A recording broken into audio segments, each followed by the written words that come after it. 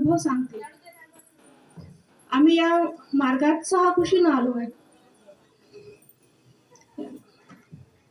याआधी माझ्या घरी जी काही बचत व्हायची ती कोणी व्याजानं मागायला यायचे तर त्यांना देत असायचे, त्यावर व्याज सुद्धा घेत असत. आणि मार्गात आल्यावर पण हे चालूच होतं. व्याज कोणी मागितले आणि व्याज वगैरे म्हटलं तर द्यायचे, घ्यायचं. असं चालू असताना मार्गात असताना आमच्याकडे दशरथजी भुते आले. त्यांनी मागितले पैसे 45,000 त्यांना देण्यात आले. व्याज बोलण्यात आलं होतं. त्यानंतर एक आनंदामध्ये एक चर्चा बैठक होती. रामेश्वरजी भुते यांच्याकडे आम्ही चर्चा बैठकला गेलो. तिथं मार्गदर्शक सावनीचे अरविंदजी भुते हे आले आणि त्यांनी मार्गदर्शन केलं की एकाने व्याजाने पैसे घेतले आणि दुसरा व्याज पैसे द्यायला तयारच नव्हता. त्याचे बरेचसे पैसे जुळत होते पण व्याजाचेच पैसे जुळत नाही म्हणे. त्यावर त्यांनी म्हणजे असं मार्गदर्शन केलं की व्याज घेतल्याने काय होते आणि मार्गात असल्यावर तर व्याज तर घेऊच नाही. जो पैसे द्यायला तयार नाही होता तोच म्हणे मागते. दोन्ही त्यांचे मित्र होते पण ज्याने व्याज न देत होता तोच आज त्याच्यात काय श्रीमंत झाला आहे म्हणे मार्गात आल्याने. ते त्यांचं मार्गदर्शन ऐकून यांना बरं वाटलं आणि त्या दिवसापासून यांनी निर्णय घेतला की आजपासून आपण व्याज घ्यायचं नाही. तर दशरथजी भुतेकडून यांनी जेवढी मुद्दल दिली होती तेवढेच म्हणे आजपासून मी व्याज घेणार नाही म्हणे.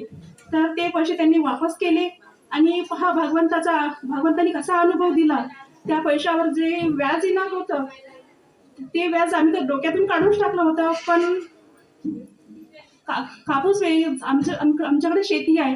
कापूस आणत असताना बराचसा कापूस रस्त्याने सांडून गेला. यांचं मन खूप दुखत होतं की भगवंता माझ्या मेहनतीचे असं सांडून राहिला आहे म्हणून वाया चालला आहे. पण तो कापूस घरी आणला, ठेवला आणि जेव्हा विकायला दिला त्यात ऑटोमॅटिकच 1 क्विंटल कापूस जास्त भरला. आम्ही विचार करत राहिलो, पाहत राहिलो की कुठं कमी म्हणजे कुठे लिहिण्यात गडबड तर झाली नाही.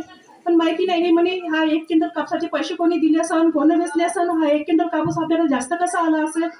त्यावेळेस दशरथ भाऊ म्हणजे तुम्ही पैसे व्याजाने दिले होते आणि घेतले नाही ना, त्याची भरपाई भगवंताने तुम्हाला करून दिली म्हणे. त्यानंतर माझ्या इथे भवनात जे काही अनुदान दिलं आहे यांनी तर त्याची भरपाई सुद्धा करून देत आहे भगवंत. कारण एका शेतीचा कापूस 1 एकराचा कापूस संपला आहे आणि तिथे 6 एकर होत होता. तिथे भगवंतांनी 10 एकर कापूस करून दिला आहे आणि एका शेतामध्ये 40 क्विंटल कापूस होती. तिथे पण यावर्षी भरपूर कापूस होईल. मला सांगायचे हेच आहे की जर आपण भगवंताला जे दान दिलं तो भगवंत स्वतः राहू देत नाही आणि माझ्यासाठी तर राहूच नाही देत. जे काही मी दान दिलं जे काही मी करते ते मला परिपूर्ण भगवंत वापस करते. एवढंच बोलून मी माझे 2 शब्द समाप्त करते. माझ्या बोलण्यात काही चूक झाली सगळ्यांना मी माफी मागते. सगळ्यांना माझा नमस्कार.